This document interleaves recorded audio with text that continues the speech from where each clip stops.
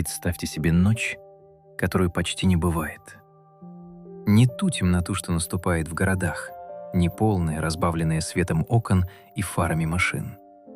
И не ту, что опускается над равнинами тропиков, теплую, пахнущую землей и цветами. Эта ночь другая. Она приходит с высоты. Она пахнет мокрым мхом, ледяной водой и чем-то древним. Настолько древним, что у этого запаха нет названия ни в одном языке. Горы острова Новая Гвинея ночью — это не просто горы, это другое измерение. На высоте 3000 метров над уровнем моря облака не плывут над головой, они живут среди деревьев. Они затекают в каждую расщелину, оседают на каждом листе, обволакивают каждую ветку таким плотным, таким тихим туманом, что, кажется, мир снаружи перестал существовать. Остался только этот лес, только этот склон, только это медленное, сырое, холодное дыхание земли. Температура здесь опускается ниже 10 градусов, иногда ниже 5. По ночам еще холоднее. По стволам деревьев стекают струи воды, хотя дождя не было уже несколько часов. Это просто конденсат, облако, оставившее на коре свой след. Мох на камнях светится в темноте зеленоватым светом. Это не магия, это биолюминесценция, крошечные грибы и бактерии, живущие в этой вечной сырости.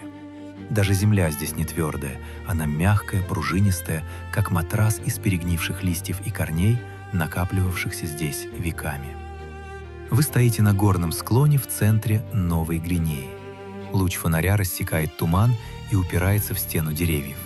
Стволы покрыты эпифитами в несколько слоев: мхи поверх мхов, папоротники поверх папоротников, орхидеи, чьи корни свисают в воздухе, как волосы утопленника. Где-то высоко в ветвях капает вода. Что-то шуршит в темноте, мягко, почти беззвучно. Вы медленно поднимаете фонарь, и в его луче на толстой горизонтальной ветви в 7 метрах над вашей головой внезапно вспыхивают 2 глаза. Они огромные, они оранжевые, как раскаленные угли. Они смотрят прямо на вас. Спокойно, без страха, с каким-то удивительным, почти невозможным достоинством. И тот, кому принадлежат эти глаза, не двигается. Он просто сидит там, в облаке, на высоте, и смотрит на вас так, будто это вы, гость, незваный, непрошенный, случайный. Это горный кускус, фалангер кармелитея, одно из самых редких, самых малоизученных и самых красивых высокогорных сумчатых нашей планеты. Чтобы понять горного кускуса, нужно сначала понять остров. Новая Гвинея — второй по величине остров Земли. Его площадь составляет около 800 тысяч квадратных километров, почти вдвое больше Германии. Он разделен между 2 государствами. Западная половина принадлежит Индонезии и называется Папуа, восточная — независимому государству Папуа-Новая Гвинея. Но государственные границы здесь мало что значат. Горы не признают никаких линий на картах. Центральный хребет Новой Гвинеи — один из самых драматических горных массивов тропической зоны. Хребты поднимаются выше 4000 метров. Гора Джая достигает 4884 метров над уровнем моря. Высочайшая точка всего южного полушария к востоку от Анд. Вечный снег лежит на вершинах под экваториальным солнцем. Ледники, настоящие ледники, существуют здесь в нескольких градусах от экватора. Это само по себе кажется чудом природы, невозможным, парадоксальным соединением тропиков и Арктики. Но нас сегодня интересует другая высота, не та, где живет лед, та, где живет лес. Между 2000 и 3500 метрами над уровнем моря на склонах Новогвинейских гор существует экосистема, которую ученые называют монтанным или горным тропическим лесом, а в его самой высокой части — переходящим в субальпийский лесной пояс. Это место, где тропический лес встречается с холодом, где пышность и влажность тропиков сочетаются с температурами, при которых дышишь паром, где туман не уходит никогда. Эти леса называют облачными. Это не поэтическая метафора, это буквальное описание. Облака здесь не плывут высоко, не нависают над деревьями. Они живут внутри леса. Они — часть леса. Влажность воздуха в облачных лесах Новой Гвинеи достигает 100%. Вода конденсируется на каждой поверхности, на листьях, на коре, на паутине, на ресницах, на объективе вашей камеры. Деревья здесь никогда не бывают сухими. Мох здесь никогда не бывает тонким. Он нарастает слоями, сантиметр за сантиметром, год за годом, превращая стволы в мягкие, влажные колонны высотой 20-30 метров. Растительность в этом поясе принципиально отличается от тропических лесов низменностей. Деревья здесь ниже, их стволы гуще, кроны плотнее и темнее. Доминируют южные буки, нотофагус, реликтовые деревья, чья родословная восходит к временам Гондваны, суперконтинента, распавшегося 80 миллионов лет назад. Рядом с ними древовидные папоротники, достигающие 6-8 метров высоты. Рододендроны, цветущие на высоте 2500 метров, не садовые, а дикие, маленькие, с кожистыми листьями и неожиданно яркими цветами красного и оранжевого. Орхидеи, которым не нужна почва. Они прикрепляются к ветвям и живут, питаясь дождем и туманом. Именно здесь, в этом затерянном мире между облаками и снегом, между тропиками и холодом, обитает горный кускус. Он распределен по горным хребтам всей Новой Гвинеи, от западных гор индонезийской части острова до хребтов Папуа-Новой Гвинеи. Его вертикальный ареал примерно от 1700 до 3700 метров над уровнем моря, хотя большинство встреч с ним происходило в диапазоне 2000-3500 метров. Выше — скалы и снег. Ниже — другой вид, другой климат, другой мир. Горный кускус — настоящий горец, не временный посетитель высот, а постоянный житель. Он был здесь задолго до того, как первый человек впервые поднялся на эти склоны. И в каком-то смысле этот лес был создан для него. Или он был создан для этого леса. Трудно сказать, где заканчивается одно и начинается другое. Если стоять здесь достаточно долго, а достаточно в этом лесу означает часы, а не минуты, начинаешь понимать кое-что важное о том, что значит быть живым на такой высоте. Каждое дерево здесь борется с высотой и холодом. Каждый цветок открывается не в жару, а в туман. Каждое животное несет в себе решение, которое заняло миллионы лет. Облачный лес Новой Гвинеи — это не декорация и не пейзаж. Это биологический аргумент в пользу невозможного. Слово «кускус» происходит из языков аборигенов Новой Гвинеи и Малукских островов через нидерландское «койс-койс», которое в XVII веке услышали и записали голландские мореплаватели. Оно описывает целую группу сумчатых, древесных, медлительных, большеглазых из семейства фалангеровых. Семейство это сугубо австрало-папуасское. Кускусы обитают только в Австралии, Новой Гвинее и прилегающих островах. Нигде больше на Земле их нет. Горный кускус, фалангер кармелитея, был впервые описан для науки в 1898 году британским зоологом Олдфилдом Томасом по коллекционным экземплярам, привезенным с гор Новой Гвинеи. Видовое название кармелитея было дано в честь ордена кармелитов, возможно, из-за серовато-бурого цвета меха животного, напоминающего монашеские одеяния. Возможно, просто потому, что Томас был человеком с литературным воображением. Горный кускус принадлежит к роду фалангер, самому крупному роду в семействе, объединяющему около 10 видов. Его ближайшие родственники — обыкновенный кускус, палангер ориенталис, и пятнистый кускус, спилокускус макулатус, хорошо известные в зоологических кругах. Но горный кускус особенный. Он занял экологическую нишу, которую никто другой из семейства не смог освоить. Нишу высокогорного холодного леса. Подумайте о том, что это значит для сумчатого. Сумчатые — группа, которую большинство из нас ассоциирует с теплом. с австралийскими кенгуру под ярким солнцем, с опоссумами в жарком ночном воздухе, с коалами, дремлющими в эвкалиптовых рощах. Сумчатые – тропические и субтропические существа. Их метаболизм, их физиология, их эволюционная история – все это выковано теплом. И все же один вид решил или был вынужден подняться туда, где облака, где холод, где температура ночью приближается к нулю. Это поразительный пример адаптивной эволюции. И это делает горного кускуса одним из самых необычных сумчатых на планете. Следует понять еще одну вещь о Новой Гвинее как месте обитания. Этот остров – биогеографический перекресток. Он лежит на стыке Азии и Австралии, двух биологических миров с принципиально разными эволюционными историями. На протяжении десятков миллионов лет он был изолирован и потому сохранил экосистемы и виды, нигде больше не встречающиеся. Новая Гвинея – один из 3 мировых горячих точек биоразнообразия, наряду с бассейном Конго и Амазонией.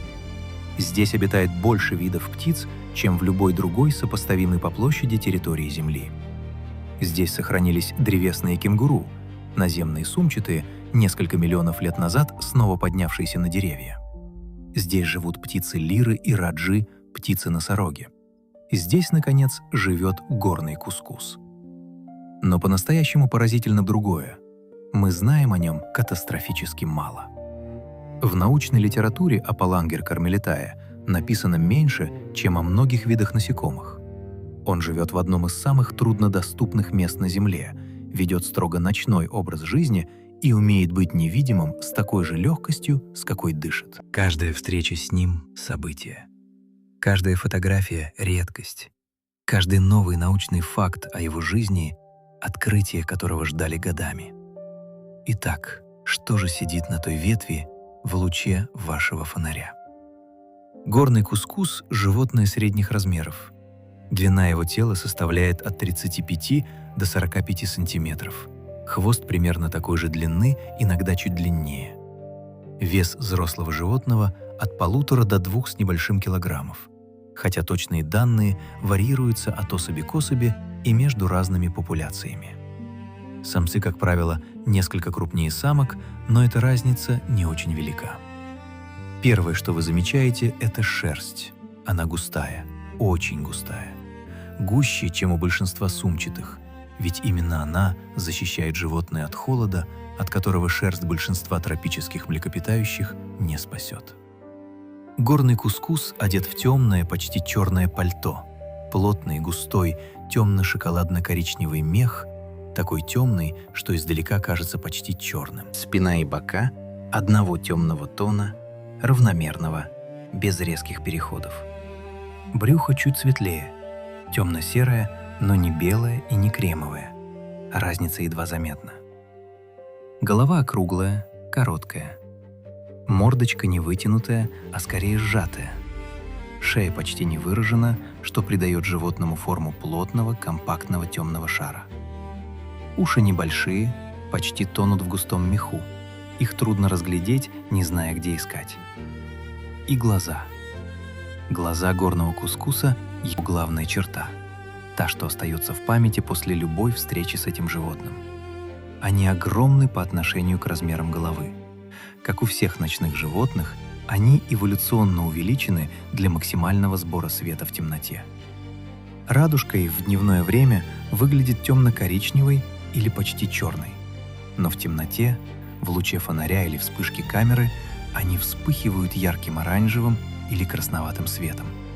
Это тапетум, отражающий слой за сетчаткой, возвращающий каждый фотон обратно через рецепторы, удваивая чувствительность глаза к свету. Именно поэтому ночные животные светятся глазами в темноте. Именно поэтому горный кускус кажется в ночном лесу существом почти сверхъестественным. Конечности у него цепкие, приспособленные к жизни на деревьях. На лапах острые изогнутые когти, позволяющие надежно держаться на ветвях любого диаметра. Пальцы ног сгруппированы особым образом, типичным для семейства фалангеровых. 2 первых пальца задней лапы противопоставлены остальным, образуя хватательный орган, схожий с рукой примата. Это синдактилия с функциональной адаптацией.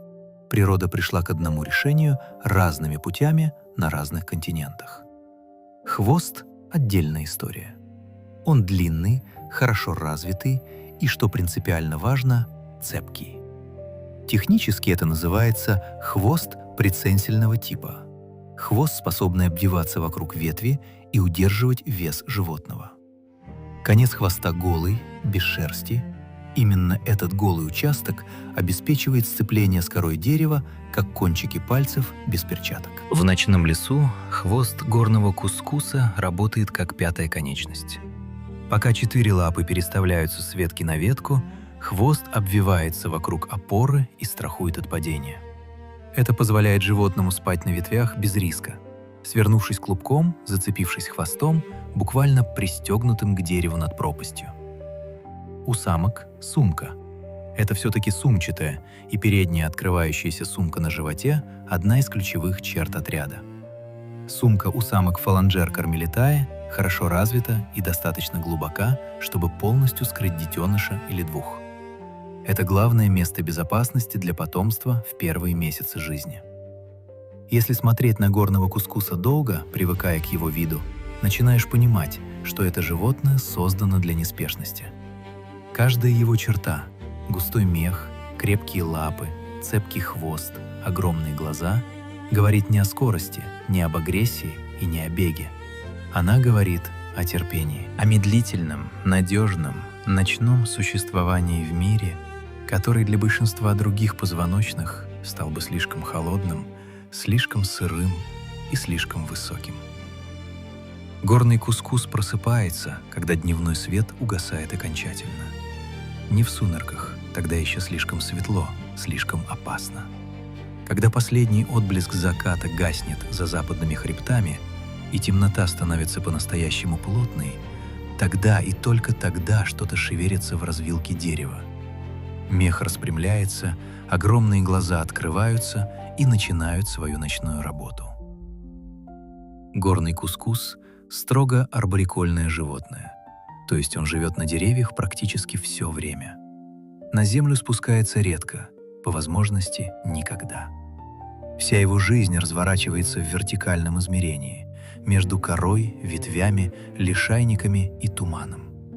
Он движется по деревьям медленно и обстоятельно, перекладывает одну лапу, потом другую, убеждается, что хвост надежно обвился вокруг ветки, и только потом делает следующее движение. Наблюдать за ним все равно, что смотреть на замедленную съемку. Ничего резкого, ничего поспешного. Кажется, что у него совсем нет нервов, только спокойствие и равновесие. Это спокойствие — не вялость и не тупость, как могло бы показаться поверхностному наблюдателю. Это адаптация. Горный кускус — животное с намеренно низким уровнем метаболизма. Он тратит энергию медленно и экономно. В условиях холодного горного климата, где температура ночью опускается до 5 градусов и ниже, где пища богата клетчаткой и не особенно калорийна, неспешность — это выживание. Быстрый метаболизм требовал бы большого количества калорий. Горный кускус поступает иначе. Он расходует то, что имеет, с почти инженерной точностью. День он проводит свернувшись. Обычно в густой развилке дерева, там, где несколько ветвей сходятся вместе и образуют естественную чашу. Иногда в дупле, если повезет его найти. Шерсть такой же серовато-бурой окраски, как кора большинства местных деревьев, делает его абсолютно невидимым. Спящего горного кускуса можно пройти в нескольких шагах и не заметить. Он просто часть дерева. Отросток, нарост, небольшой клубок мха, не более того. Ночью, тем не менее, он активен. И активность эта имеет свою географию. Горный кускус, судя по имеющимся данным, ведет территориальный образ жизни. Каждая особь придерживается определенного участка леса, своего персонального маршрута, своей системы деревьев, которые она обходит ночь за ночью. Точных данных о размерах индивидуальных участков немного. Слишком мало научных наблюдений было проведено в достаточно длительные периоды. Но судя по тому, что известно о родственных видах, и о нескольких радиотелеметрических исследованиях, проведенных в Папуа-Новой Гвинее, участок взрослой особи, вероятно, составляет от нескольких до нескольких десятков гектаров. Метки оставляются запахом через железы, расположенные на груди и вокруг клааки. Самцы особенно активно маркируют свою территорию, трутся грудью о кору деревьев, оставляя секрет желез на пограничных ветвях и стволах.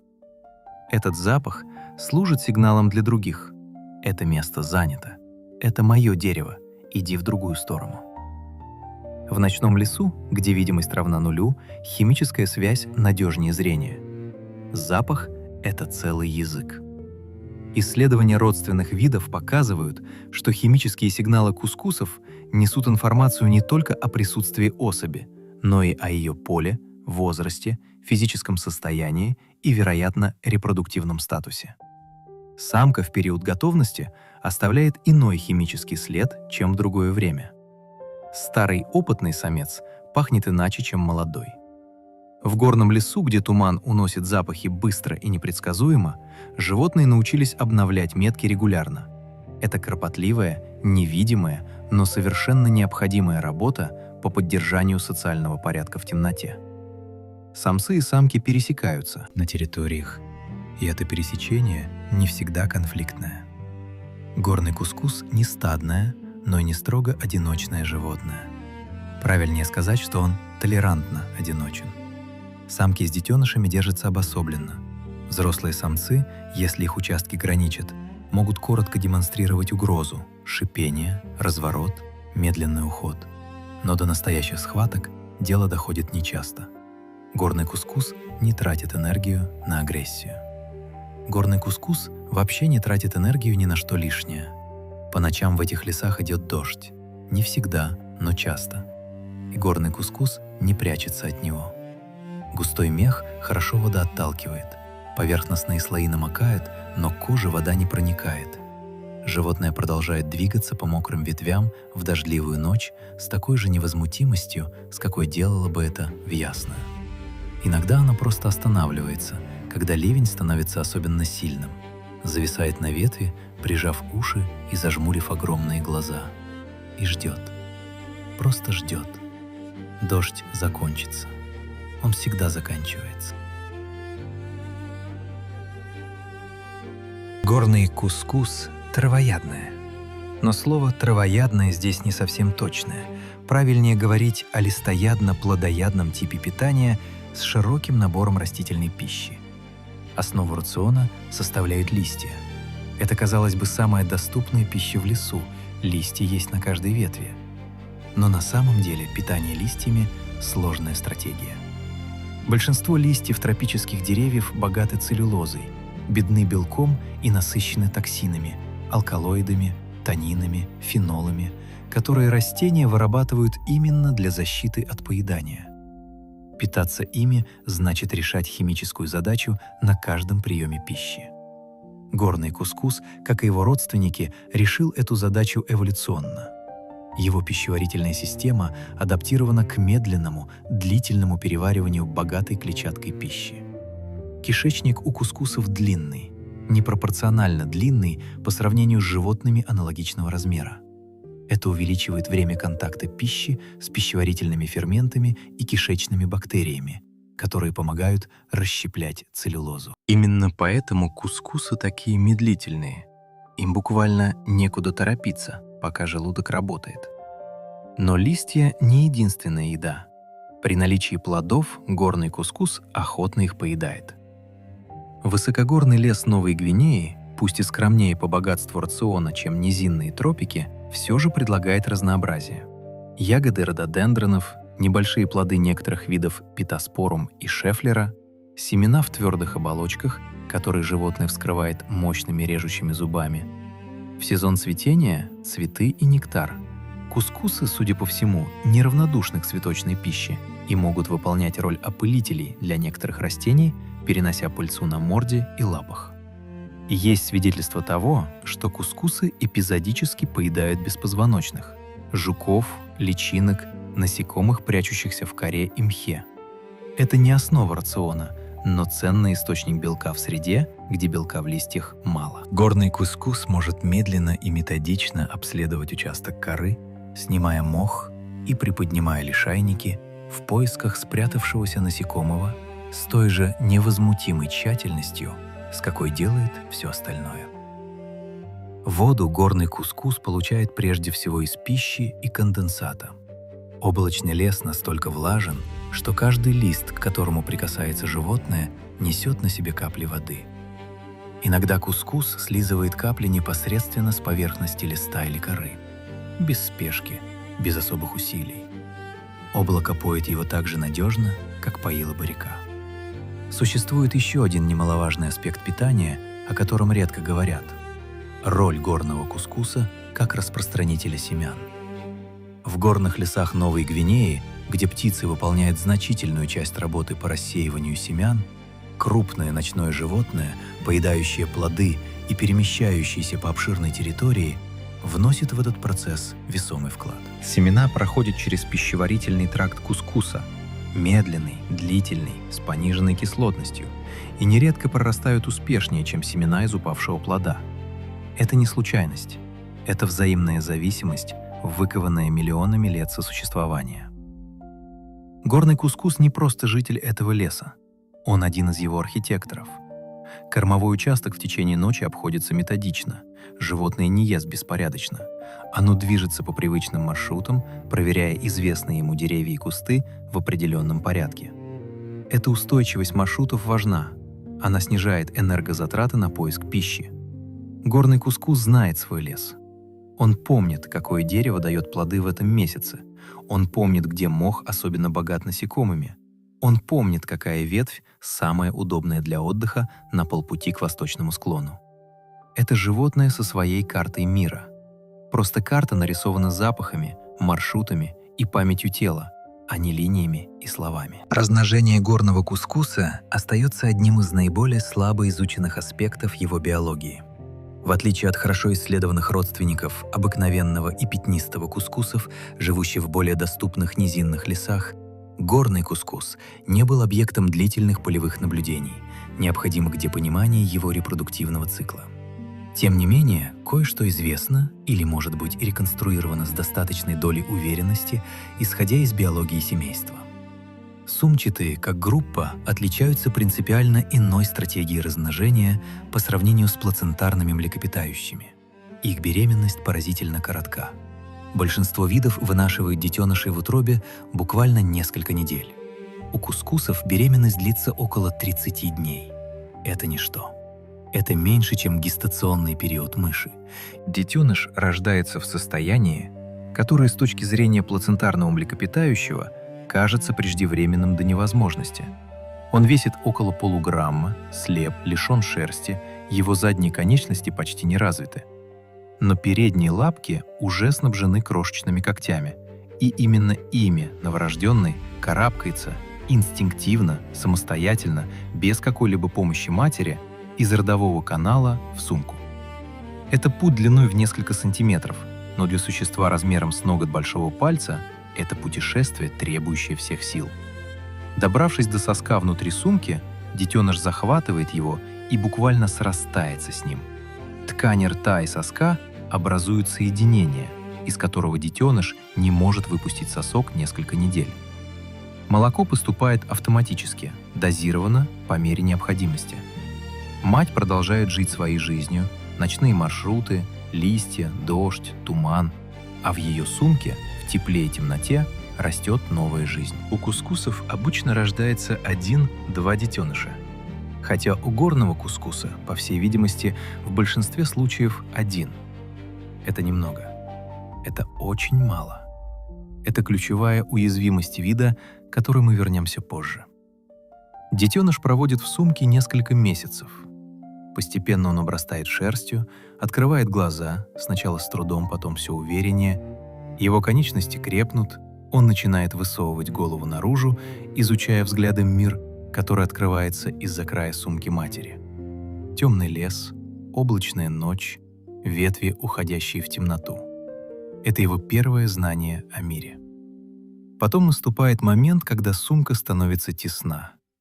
Детеныш начинает выбираться наружу на короткие экскурсии, сначала буквально на несколько секунд, прежде чем испуганно нырнуть обратно. Затем на минуты. Затем, когда он уже достаточно вырос и развился, мать начинает носить его на спине. Это одна из самых трогательных картин в животном мире. Маленький кускус, вцепившись всеми 4 лапами и хвостом в меховую спину матери, путешествует с ней по ночным ветвям, пока она кормится и обходит свои маршруты. Он учится, он запоминает, его карта мира формируется. Молодой кускус остается с матерью несколько месяцев после отлучения от сумки, 7-8, иногда больше. Потом приходит время уйти. Молодая самка может остаться поблизости, на участке, граничащем с материнским. Молодой самец, как правило, уходит дальше, искать собственную территорию, собственный лес, собственную темноту. Половой зрелости горный кускус, вероятно, достигает к 2 годам. Продолжительность жизни в дикой природе неизвестна. В условиях неволи некоторые виды кускусов живут до 11-12 лет. При хорошем стечении обстоятельств горный кускус, возможно, живет примерно столько же. Один из самых удивительных аспектов сумчатого размножения – это то, что самка способна регулировать развитие эмбриона в зависимости от условий среды. Если в сумке уже есть детеныш, а условия неблагоприятны, оплодотворенная яйцеклетка может оставаться в состоянии диапаузы, своеобразного биологического ожидания, до тех пор, пока сумка не освободится и ситуация не улучшится.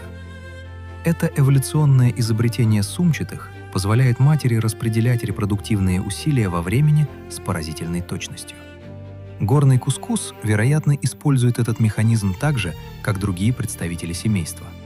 И это делает его выживание в непредсказуемом горном климате чуть более надежным, чуть менее случайным. В облачных лесах Новой Гвинеи у горного кускуса есть враги. Главный из них – папуа-харпи-игл, папуасский орел-гарпия, Harpiopsis Новая Гвинея. Это один из крупнейших орлов в мире.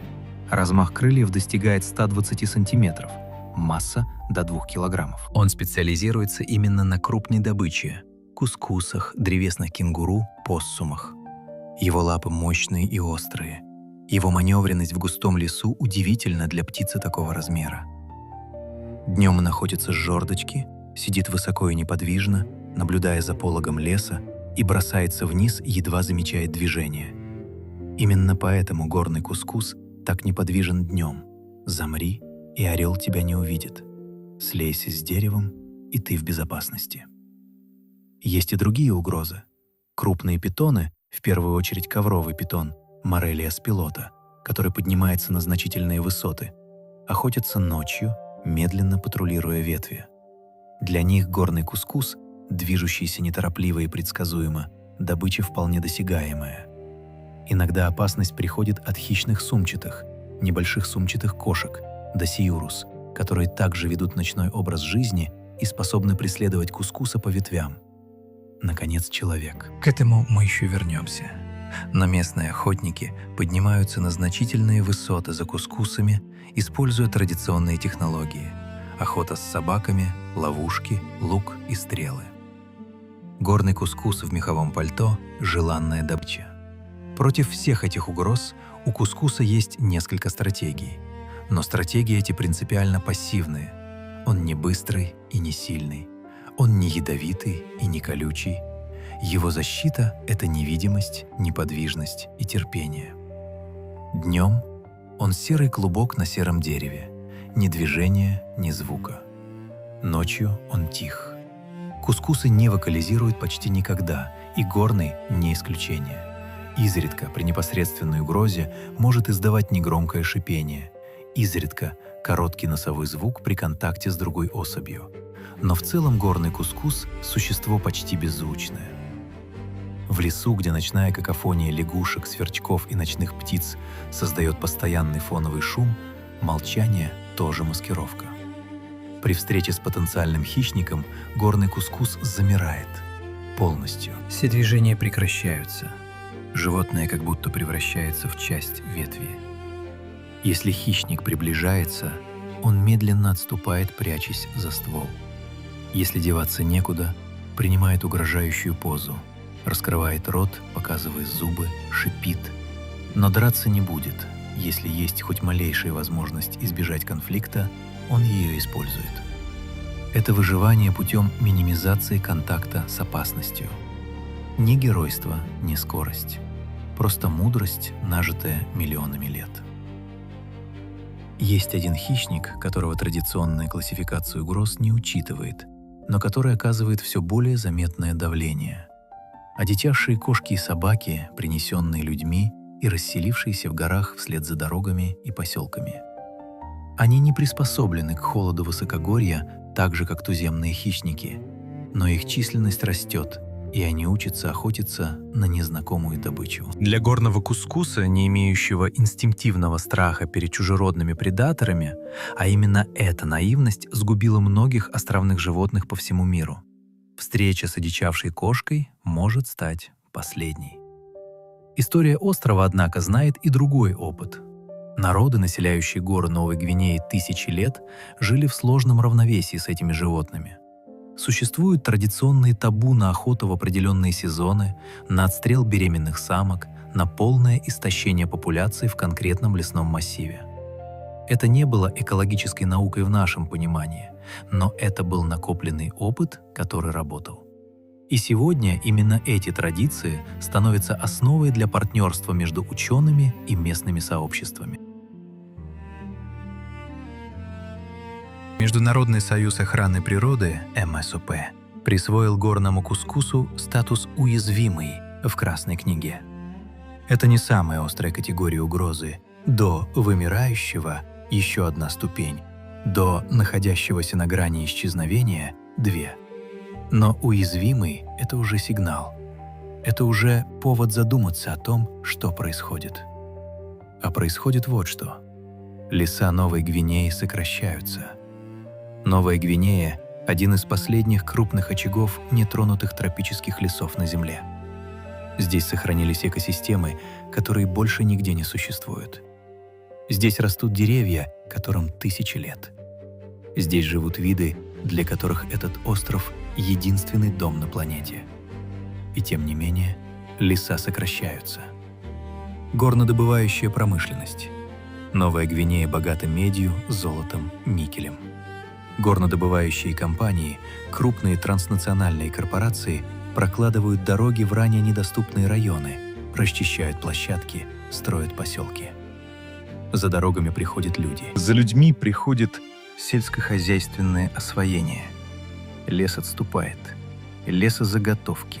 Коммерческая вырубка ценных пород дерева, инсия бижуга, видов агатис, диптерокарповых, идет в обеих частях острова. Пусть высокогорные леса сами по себе менее ценны с точки зрения коммерческой древесины, чем низинные, дорога, проложенная ниже, открывает доступ к прежде недоступным склонам. Сельское хозяйство.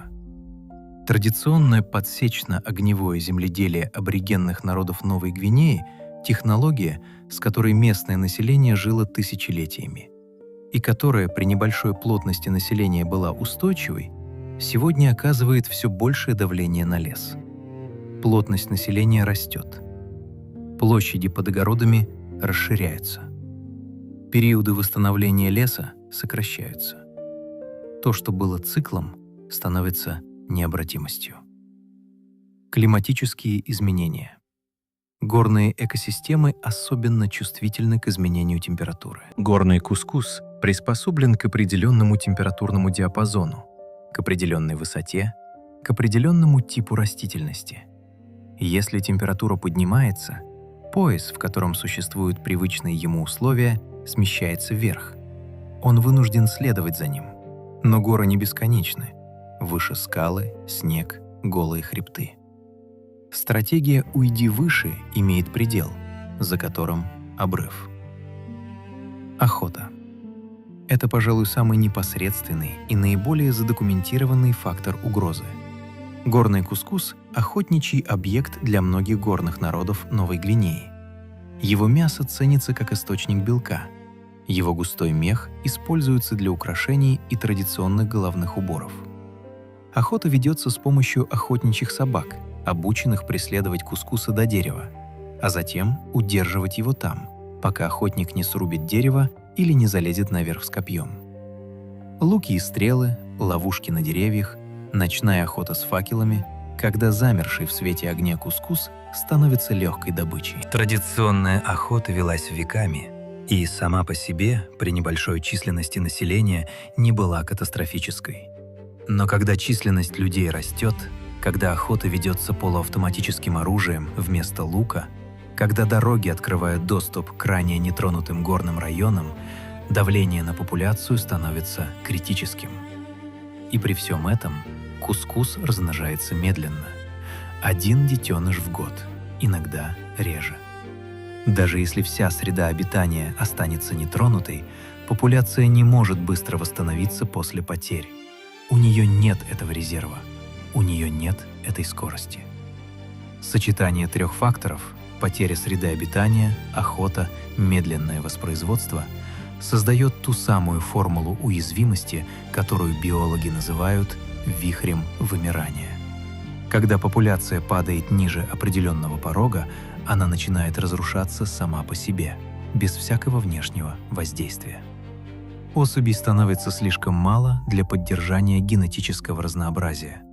Встречи самца и самки становятся редкими. Детенышей рождается меньше, чем погибает взрослых, и кривая населения начинает неотвратимо клониться вниз. Никто не знает, сколько горных кускусов осталось на Новой Гвинее. Это не метафора и не художественный прием. Реально, точно, научно верифицированно. Никто не знает. Исследований было слишком мало, данных слишком мало, горы слишком далеко. Это животное может исчезнуть прежде, чем мы успеем понять, кем оно было. Изучать горного кускуса невыносимо трудно. Начнем с доступа. Горы Центральной Новой Гвинеи – одни из самых труднодоступных территорий на Земле. Отдельные районы не имеют дорог вообще. Добраться туда можно либо пешком, несколько дней по горным тропам с носильщиками и снаряжением, либо на легком самолете, приземляющемся на грунтовые взлетно-посадочные полосы в горных деревнях. Стоимость экспедиции огромна. Логистика сложна.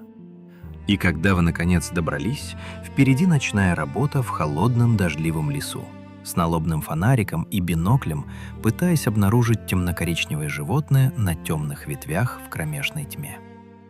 Тем не менее, исследователи работают.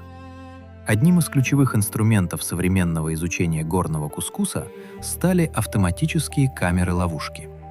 Их устанавливают на деревьях и скальных уступах, программируют на ночную съемку и оставляют на несколько недель. Это позволяет фиксировать присутствие животного там, где прямое наблюдение невозможно. Ловушки дали первые снимки горного кускуса в его естественной среде обитания. Бесценные данные о его поведении, суточной активности, маршрутах передвижения. Радиотелеметрия – еще один метод. Поймав животное в живоловушку, исследователи надевают на него радиоошейник весом в несколько граммов и затем отслеживают сигнал с Земли. Это позволяет составить карту индивидуальных участков, понять структуру использования пространства, выявить предпочитаемые типы растительности. Данных все еще мало, но они есть. Они накапливаются. Генетические методы произвели революцию в понимании систематики кускусов. Анализ ДНК позволил уточнить филогенетические отношения между видами, выявить изолированные популяции, понять историю расселения по острову. В частности, именно молекулярные данные помогли разграничить горного кускуса и близкого к нему вида полосатого кускуса Phalangr vestitus, обитающего в несколько иных высотных диапазонах, разграничить четко и надежно, хотя внешне они довольно похожи. Антропологи и этнобиологи, работающие с местными горными народами, в частности с народами Энга, Чимбу, Хаген в Папуа-Новой Гвинее, собирают традиционные знания об этом животном. Местные охотники знают о горном кускусе то, чего не знает никакая наука.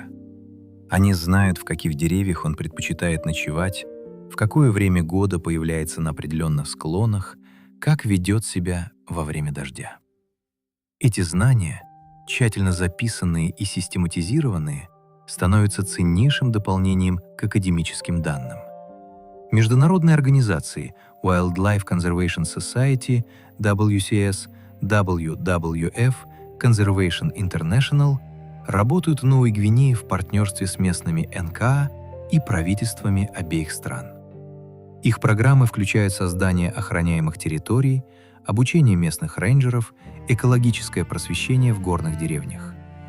В некоторых районах удалось создать общественные охотничьи заказники, территории, где традиционная охота запрещена или ограничена по решению самого местного сообщества, с тем, чтобы дать популяциям кускуса восстановиться. Результаты этих программ осторожно обнадеживающие в отдельных районах. Там, где общины берут на себя ответственность за сохранение собственного леса, где охота ограничена, где ведется мониторинг популяций, численность кускусов стабилизируется или даже слегка растет. Но этих программ недостаточно, их слишком мало. Они охватывают слишком малую часть ареала. И финансирование на исследование животного, о котором большинство людей в мире никогда не слышали, получить крайне трудно. Горный кускус не харизматичный мегафаун. Он не слон и не тигр. Он не попадает на обложки журналов. На него нет средств. Это, пожалуй, одна из самых несправедливых истин в современной охране природы. Но есть и тихая надежда, которую сложно заметить, если смотреть только на глобальные тренды и цифры деградации леса. В последние годы несколько папуанских университетов начали готовить собственных зоологов, молодых ученых, для которых горы Новой Гвинеи не экзотика, а родной дом. Именно они, а не иностранные экспедиции, могут обеспечить долгосрочный мониторинг. Они не приезжают на 3 недели и не уезжают. Они остаются. И с каждым годом таких ученых становится чуть больше. База данных по встречам с горным кускусом медленно, но пополняется. Методы становятся точнее, понимание глубже. Ночь в горном лесу подходит к концу. На востоке, где-то далеко за хребтами, небо начинает светлеть. Не быстро, не драматично, а медленно и очень тихо. Облака сначала становятся различимы как более темные тени на фоне неба, потом небо чуть светлеет, потом еще немного. Лес начинает проявляться из темноты, контуры стволов, силуэты ветвей, смутный объем крон. Птицы начинают просыпаться. Первыми, как всегда, те, кто обитает высоко в кронах и кому утренний свет доступен раньше. Горный кускус это знает. Он замедляет движение еще до того, как начнет светать. Это инстинкт, вписанный в него миллионами лет эволюции. Заканчивай кормежку, ищи укрытие, замирай, пока ночь не ушла окончательно. Он движется к своему дереву, той самой развилке, где мох образовал мягкую подстилку, где ветви образуют купол над головой, где он в безопасности. Он забирается туда, хвост обвивается вокруг ветви, тело скручивается в плотный меховой шар, нос прячется под хвостом. Огромные глаза закрываются. Через несколько минут, если вы подойдете достаточно близко, вы увидите только часть дерева, бугристость коры, серовато-бурый нарост, покрытый каплями росы. Горный кускус ушел из мира. Временно, до следующей ночи. Думая об этом животном, маленьком, медлительном, почти невидимом существе на высоте 3000 метров в облачном лесу острова, о котором большинство людей не имеет никакого представления, трудно избежать более широкого вопроса. Вопроса о том, что значит потерять вид, которого мы едва успели заметить. В биологии есть понятие «долг вымирания». Это не поэтическая метафора, а вполне научный термин.